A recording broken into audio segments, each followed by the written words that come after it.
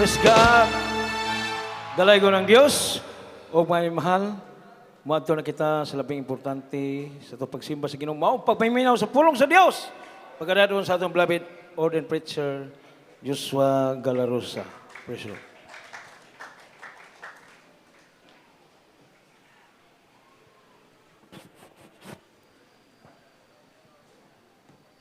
Praise the Lord. God bless you, beloved Brother Celso. At namin tayo po ay manalangin sa ating pinakamalang Panginoon. Hallelujah. Dakilang Ama o Diyos sa mga pangyarihan sa lahat ng pamamal sa pangalan ni Jesus. Muli sa mga oras ito, malapit na rito kami, patuloy kami sumasamba sa Espiritu at katotohanan at nagpapasalamat sa patuloy na paglangis mo sa bawat yugto na panambahan sa araw na ito, lalong-lalo pagkilos mo sa aming kalagitnaan, O Diyos. Sa pagkataong ito, paintulutan mo yung banglingkod ng salita, O Diyos, nawa ito'y aking may pahayag na may pag-ibig at kasaming kapangyarihan. Langis sa aming salita, may ubang lingkod. Sa pangalangin namin, minamahal ginagaling Evangelista, Wellness na Dalmedo, O Diyos, sa mga pangalan ni Jesus. Alisin mong hadlang sa aming kalagitnaan, di mo sa destruction of the Spirit, out of all the powers of darkness. I command you be bruised in the mighty name of Jesus of Nazareth. First and foremost, the highest praise, glory, and honor, thanksgiving, and worship to our loving God, our great God, our dearest Jesus. And I give double honor and respect to the man of God, our beloved and honorable Evangelist Pastor Wellness Almeida, the entire prophet of our loving God, his beloved children, the whole family. And we will always remember and treasure the blessed memories and teachings of our beloved and honorable Assistant Pastor Lena Almeida. And pleasant afternoon to everyone. Amen. Ating palakpakan ating pinakamalang Panginoon.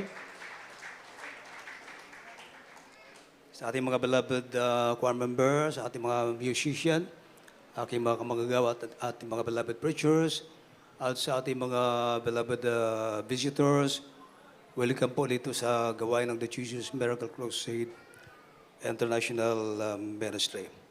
Lahat magsabing, praise the Lord. Mahina na. Laban pa. Purihin pong ating pinakamalapay Panginoon. Ating sing leader kanina, mainmal, kumbaga sakyan pa, ano ba yung pinakamabilis na takbo ng sakyan? Cambio primera. Parang gano'n, mainmal. Walang pagkapagod. Purihin ang ating mabait na Diyos, mainmal. Napakasarap magpuri sa ating pinakamalapay Panginoon. Pero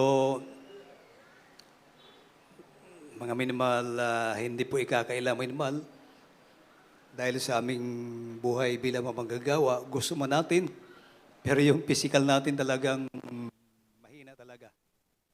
Nawawala yung sound natin minimal. The spirit of truth is willing, but the flesh is weak. Amen? Mahina yung ating katawan, mga minimal, ating physical. Magamat gusto natin, talagang surrender yung ating physical, mga minimal. Para bagang ang sarap ng itulog. Amen. Palapakan natin ang ating pinakamalapay noon. Kasi naman may alam niyo naman, pag linggo, siyempre yung start ng prayer namin 2:00 na madaling araw. At minsan hindi nababantayan, katulad kanina mga minimal, pagising ko, 12:00, ising na. 1:00, puri na. Hanggang 5:00, tapos prepare para sa gawain. Wala nang paligo. Maliligo ka pa, mag-aplansa ka pa, wala nang oras. Wala nang, kahit na mainit, wala nang paligo. Higit sila, walang kain. Yun ang mahirap. Okay lang kung pagod yung katawan pero may pagkain, kumbaga bawi. Pero walang tulog, walang pagkain ay talagang susurrender yung physical mo. Amen. Kaya nga sabi ko, kung darating ngayon ang Panginoon, ay lalos buong araw tayo ay nakapokus sa ating pinakamalapay noon, siguradong mararapture tayo. Palapakan natin ang ating pinakamalapay noon. Yung mga unbeliever, nandun sa dagat eh. Sa mga beach, mga minimahal. Pero ang mga anak, tunay na mga anak ng Diyos, nandito gumagawa sa kalooban ng ating pinakamamahal noon. Purihin ang ating mabait na Diyos, mga minimahal. At ating bubuksan ang ating banal na kasulatan. Dito po sa Deuteronomy chapter 32 verse 46 up to 47. At susundan natin may mahal sa Exodus chapter 15 verse 26.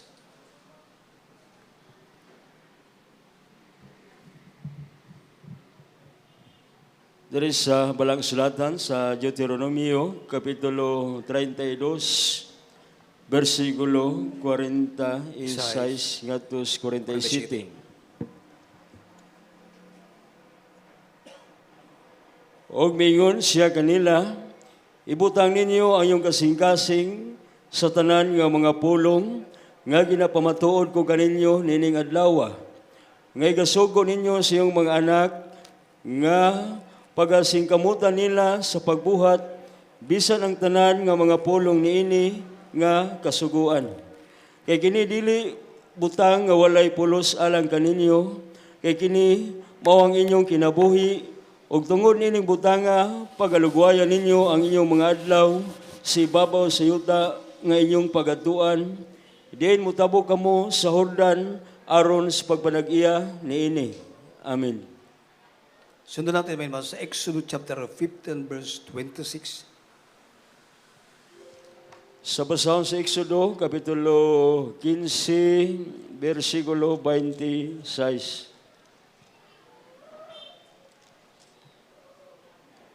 Og miingon siya, kung magpatalingog ka sa masigkamuton gayod sa tingog sa imong Dios, og magabuhat ka niadtong matarong siyang mga mata, og magapatalingog siyang mga sugo, og magabantay sa tanan niya nga mga tulumanon, walay bisan unsang sakita sa mga gipadala ko sa mga Eptuhanon, nga igapadala ko kanimo, kaya ako mo ang imong Diyos nga mag-aayo kanimo. Amen. Amen. Palapakan natin may naman ang ating pinakamalapay noon. Ang malapay noon ay nagsaad. O sa Tagalog pa, itong tinatawag na kalusugan. Ibig sabihin, magiging malusog ang ating physical na pangatawan. Amen? Ngunit may kondisyon kung tayo ay susunod sa kanyang kalooban, sa kanyang mga palatuntunan. Amen?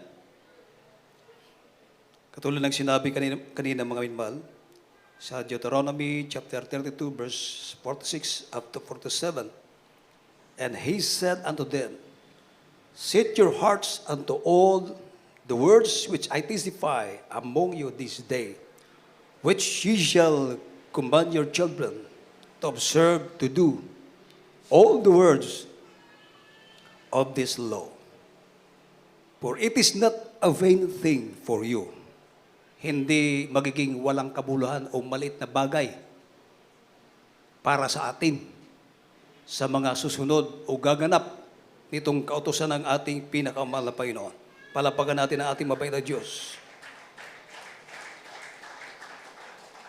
Because it is your life. Amen. Ito yung ating magiging buhay. And through these things, you shall prolong your days in the land, whether you go over Jordan to possess it. Amen. And through this thing, you shall prolong your days in the land. Amen. Palapakan natin ang ating pinakamalapay noon. Kung tayo ay gaganap sa kalooban ng malapay noon, salita ng Diyos, hahaba ang ating buhay dito sa lupa. Amen. Palapakan natin ang ating pinakamalapay noon. kahit na tayo ay nasa pandemic pa rin, ating gobyerno gumagastos na ng milyon-milyon para ang tao ay hindi mahawaan ng itong virus na ito, itong COVID-19, mga minamahal. Pero lalong dumarami yata yung nagiging positive ng COVID-19. Amen. At yung mga nagtatrabaho sa kumpanya, mga minamahal, kinakailangan sila ay bakunahan talaga. Amen. Pero, pagkatapos ng mabakunahan, buti kung hindi na magkakasakit. Ganun pa rin, magkakasakit pa rin. Amen? Useless. Amen. Sana kung mabakunahan, hindi na magkakasakit o magkakasakit ng COVID-19, higit sa lahat, hindi na mamamatay. Yun ang pinakamaganda sana. Amen. Pero ganun pa rin, mga minamahal. Hallelujah. Ngunit pag ikaw ay susunod sa kalooban ng ating pinakamalapay noon, simple lang, hahaba ang buhay mo. Amen? Anong sabi ng ating pinakamalapay noon? Kung iyong didinggin ang buong sikap, ang tinig ng Panginoon mong Diyos at iyong gagawin ang matuwid sa kanyang mga mata at iyong didinggin ang kanyang mga utos at iyong gaganapin. Kailangan buhaton mo. Di lang paminawan, mga kaigsoon ko, kundi imong pagabuhaton, himuon, ang lahat niyang mga palatuntunan ay wala akong ilalagay na karamdaman sa iyo na gaya ng inilagay ko sa mga taga-Ehipsyo sapagkat ako ang Panginoon na nagpapagaling sa iyo. Palapakan natin ang ating pinakamalapay noon. Walang binanggit, walang minensyon kung anong uri ng karamdaman. Basta karamdaman, lahat ng uri ng karamdaman, COVID-19 man yan, mas matindi yung sakit, mga minimal na yung testimony ng ating kapatid kanina, yung HIV. Amen. Pag ang tao magkaroon ng HIV, minimal, mas matindi yun kaysa COVID-19. Kasi yung COVID-19 para ka lang yung nawawala ka ng ganang kumain. Ganun lang. Tapos, ano pa? Sasakit bang ulo? Yung COVID-19, masakit bang ulo? Wala naman. Yun lang, para ka lang, yung sakit na ubo-ubo, sipon, parang ganun lang. Mga minamahal. Samantala yung mga sakit na katulad ng mga cancer, breast cancer, talagang mararamdaman mo yung sakit na yung testimonies ng ating mga kapatiran, dili maibayo ang kamot tungkol sa sakit, di katulog. Para yung COVID-19, mga minamahal, makatulog man ka, di ba? Yun lang, wala kang ganang kumain siguro. Amen. Talagang virus talaga, mga minamahal. Pero parang ano lang, parang yung katulad lang, yung mga sakit, yung normal na sakit na ubo-ubo, sipon, ganun lang. Pero pag labanan mo, labi na, naata sa Ginoo. Why? Imposible sa atong buhay nga Diyos. Amen. Palapakan natin ang ating pinakamalapay noon. Hindi dito minensyon kung anong uri ang karamdaman, kung AIDS man yan, HIV, cancer, brain cancer, breast cancer, COVID-19. Yung COVID-19, siguro noon pa yun Di ba? Amen. Gumagastos ang ating gobyerno ng milyon, billion, mga minamahal, pero lalong dumarami. Pero sa ating pinakamalapay noon, simple lang, pagganganapin mo, susundin mo ang kalooban ng ating pinakamalapay noon. wala siyang ilalagay na karamdaman sa iyo. At tulad ng inilagay niya, binigay niya sa mga taga-Ehipsyo. Ano yung Egyptian? Yun yung mga unbeliever. Hindi naniniwala sa ating pinakamalapay noon. Amen? During the time of Israelites, habang sila nandun sa Egypt, diba? Yung binibigyan lang ng malapay ng karamdaman sa magitan ni Moses, ni Aaron, yung mga Egyptian, nagkakaroon sila ng bukol, nangangamatay yung mga Egyptian, pero sa mga anak ng Diyos, bisan usa, huwag balatian. Nandiyan ang pag-amping sa atong Ginoo. Buti pasabot, mga kaigsoon ko, pag ang tao wala sa Ginoo, mahal ka ng mga balatian, para lang na sa ila. Sa ato, usahay sulayan ta. Amen. Siyempre, nandito pa tayo sa mundong ito, mga minimahal. Pero makikita mo ang kalainan, no? Sabi ng ating mga kapatid kanina, dati, may sakit siyang HIV. Nakita ko nung mga nakarang taon, ating ano pangalan, Bert? Eduardo Lima. Oh. Yan dyan ang ating kapatid sa mga baguhan. No? Noong mga lumipas na taon, ang iyang kulor, kanang, kuana siya, lain ang iyang kulor. Yellowish na. Yellowish. Tapos, dako ang iyang tiyan, mga kaigsunon ko. Makita mo na, pag makita mo siya, kung wala ka sa Ginoo, makaingon ka na, imposible na maayo pa. Pero karon ang iyang color, normal na. Iyang lawas, normal na. Mas grabe yun, HIV. Tapos, nakakausap niya yung may sakit na COVID-19. Harap-harapan.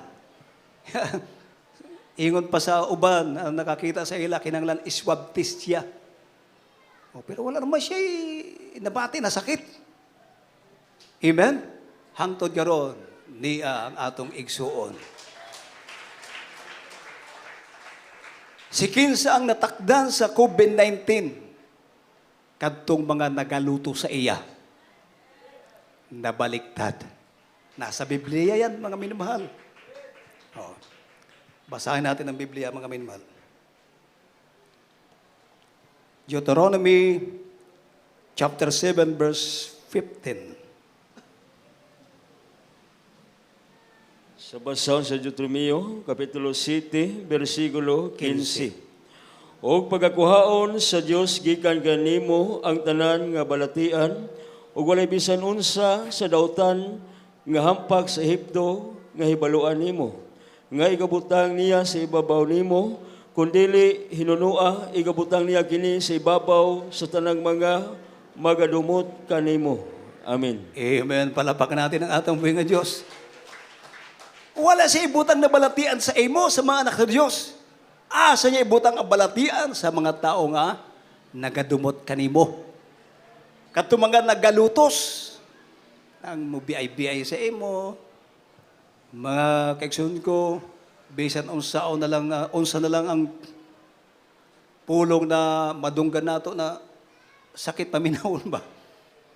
Tungod kay naananta sa Jesus Miracle Crusade, say tawgon tagpare, tawgon tagpastor, ug uban pa. Ang pinaka dilimayo kanang ingnan ta nabuang na. Kung kano sa naging disinti na, naging simbata, nagakorbata na. 'Di ba? Balaan na. Amen? Ingnan ka na buang. Pagkabuang na disinti na. Sa una na maglakaw, sigsag sa kalsada. Manghagit pa, kinsay isog. Way matawag og buang. Pero karon na niya na sa Ginoo, inang tabuang. Amen. Hallelujah. Pero pasagdi lang. Kay kita nasayod man ang atong ginabuhat. O yun sa kabubuton sa atong buhi nga Diyos. Tanawang. Tinuod ang banal na kasulatan, mga minamahal. Sabi ng Biblia, ang lahat ng sakit at ilalayo sa iyo ng Panginoon ang lahat ng sakit. O lahat ng sakit. Tanan mga sakit, balatian. Palayo sa atong Ginoo. At wala siyang ihuhulog sa inyo sa masamang sakit sa Ehipto. Way igabutang nasakit ang atong Ginoo na iyong nalalaman, kundi ihuhulog niya sa lahat ng nangapupuot sa iyo. Oh, yung nagaluto sa imo, mabalitan na sama sa testimony sa atong balaigsuon. Katubang niya yung may sakit na COVID-19, mag-istorya sila. Kaya ang mga nakakita sa ila makasilingan, nabala ka. Kaya kinanglan, iswab test siya. Kasi pag swab test na, wa man siya nabati na sakit. Nabaliktad hinoon. Kadtong nagalutos, mao to ang nagkasakit og COVID-19. Tinuod ang pulong sa atong Ginoo. Tanamo singgit og praise the Lord. Hallelujah. Kaya pagkabulahan nato mga minmahal. Amen. Na niata karon sa tinuod na pagpagalagad sa atong buhi nga Dios, atong pagpaga na atong Ginoo mga minmahal. Kining pagtuman sa kabuton sa atong Ginoo mga minmahal, kini ay kinabuhi sama sa atong gibasa kanina. Dili kini gamay na butang. Sumala sa giingon sa banal na kasulatan, for it is not a vain thing for you, because it is your life, and through this thing ye shall prolong your days in the land. Amen. Hahaba ang buhay mo. Ati pong buksan ng Proverbs chapter 4 verse 20 up to 22. Ang bilis ng oras mga minmahal. Proverbio, Kapitulo 4, versikulo 20 Hanggang 22. hanggang 22. Anak ko, pagmatngon sa akong mga pulong, ikiling ang imo'y dulungog sa akong mga ipamulong, ayaw sila pagpabulaga gikan sa imong mga mata, tipigi sila sa kinataliwadan sa imong kasing-kasing, kay sila kinabuhi alang ni atong na nagpangita kanila, o kayuhan silang tibuok nga unod. Amen. Amen. Palapakan natin may palang ating pinakamalapay noon. Tingnan niyo minmahal. My son, attend to my words, incline thine ears unto my sayings. Let them not depart from thine eyes, keep them in the midst of thine heart. For they are life unto those that find them, and health to all their flesh. Palapakan natin ating pinakamalapay mga minmahal. Huwag mga hiwalay sa iyong mga mata. Ingatan mo sa kaibuturan ng iyong puso, sapagkat buhay sa nangakakasumpong at kagalingan sa buo nilang katawan. Palapakan natin ang ating pinakamalapay noon. Ito pala ay buhay kinabuhi. Kining pagtuman sa kabuton sa atong Ginoo. Amen. At kaayuhan sa tibuok natong lawas. Kagalingan sa lahat ng karamdaman. Di ba? Amen. Sa una, wa na'y paglaom. Di ba? Mahinumduman ko mga kekson ko katong ako nang ginatistify.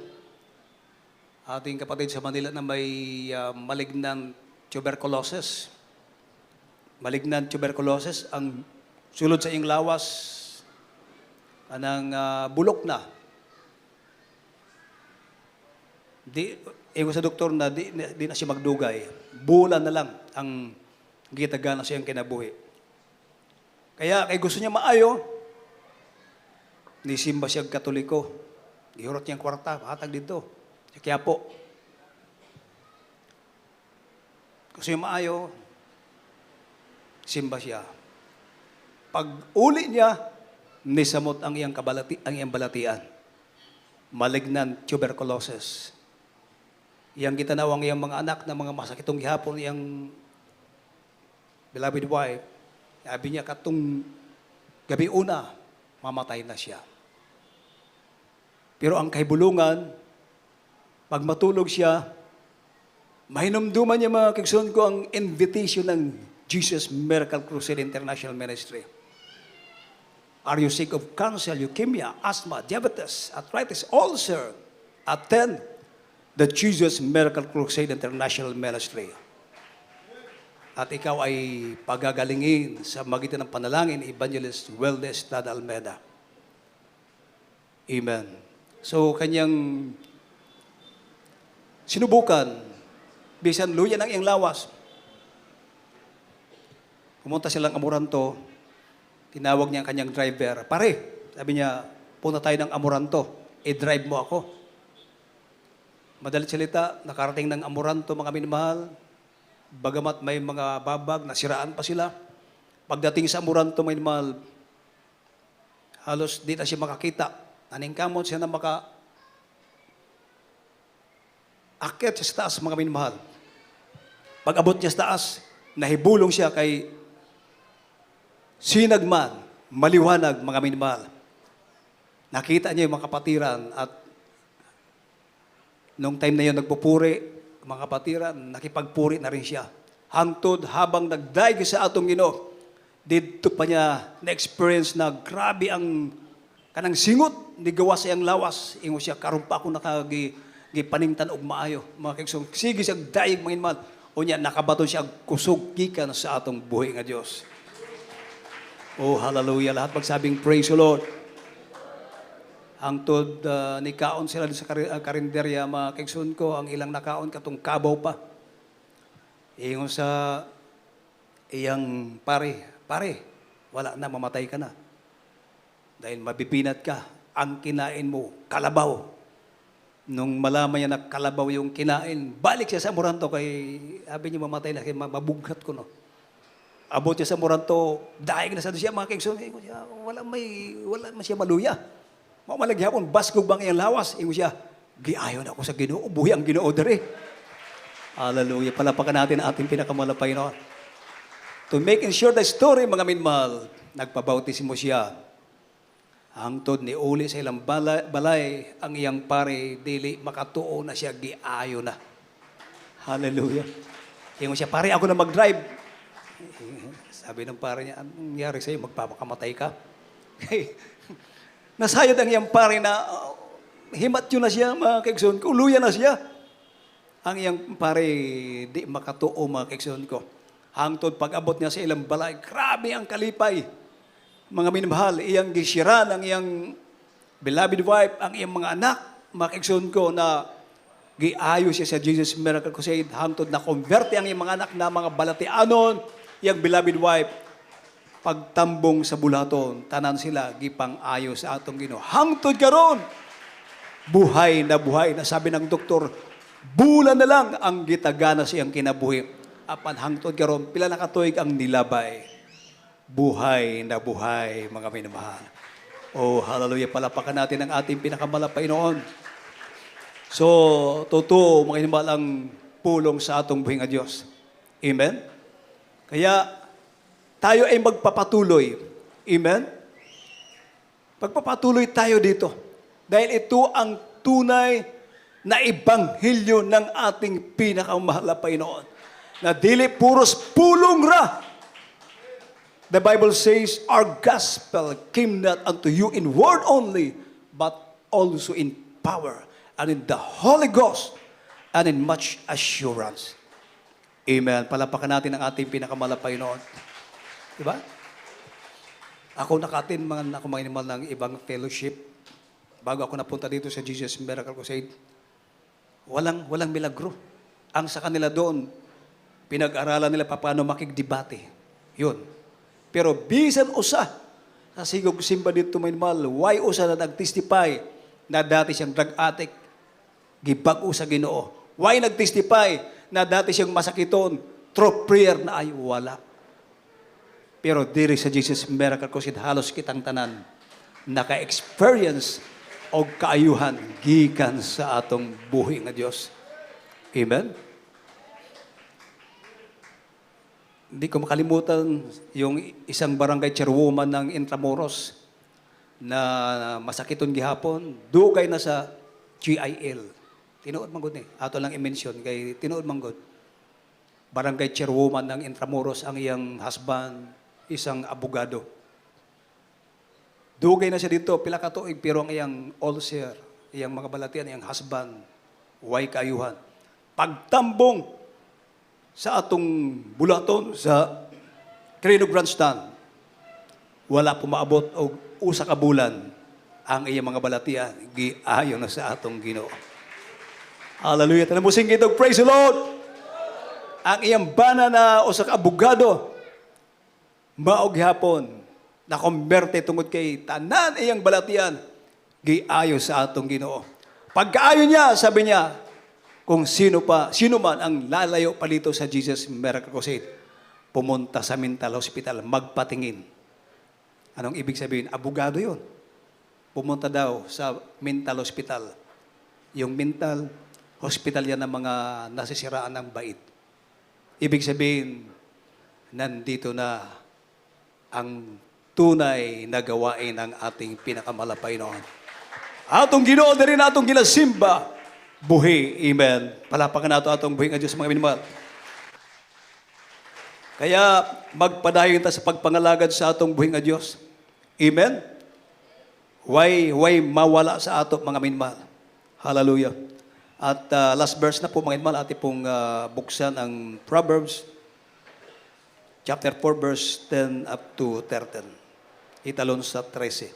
Last verse na po ito mga minamahal. Proverbio, Kapitulo 4, versikulo 10. Pamati, o anak ko, og dawatang akong mga ipamulong, og ang mga katuigan sa imong ginabuhi magadaghan. Verse 13. Verse 13. Hawiri gayod ang pagpahimangno, ayaw siya pagbuhii, bantayi siya, kay siya mao ang imong kinabuhi. Amen. Amen. Palapakan natin ang ating pinakamalapay noon. Dinggin mo, anak ko, at iyong tanggapin ang aking mga sinasabi. At ang mga taon ng iyong buhay ay magiging marami. Amen. Palapakan natin ang ating pinakamalapay noon. Hawakan mong maigpit ang turo. Kung ati pasabot, di ta mo bulag nining bulaton sa atong Ginoo. Amen. Di ta mo pahilayo. Amen. Hawakan mong mahigpit ang turo. Huwag mong bitawan. Iyong ingatan sapagkat siya'y iyong buhay. Amen. Hallelujah. Simple lang pala, mga minamahal. Amen. Para muhabang atong buhay, ipahilayo kita sa mga sakit balatian. Yun lang, simple lang. Magpadayon ta diri, sig balik-balik, mutuman sa pulong sa atong Ginoo. Amen. Palapakan natin ang ating pinakamalapay noon. Lahat magsabing praise the Lord. Kaya pagkabulahan nato mga minamahal, na nakaplag kita nining bulaton sa atong Ginoo mga minamahal, na itong ating health mga minamahal, ito ay iingatan ng ating pinakamalapay noon. Ang ating kalusugan, mga minamahal, yan po ang pangako ng ating pinakamalapay noon. Kung tayo ay susunod sa iyang kabuhaton, mga kaigsoon ko. Amen. Lahat magsabing praise the Lord. Minamahal, wala na tayong oras. Hallelujah. Ating awitan ng ating pinakamalapay noon, ating pong imbitahan ang banal na presensya ng ating pinakamalapay noon.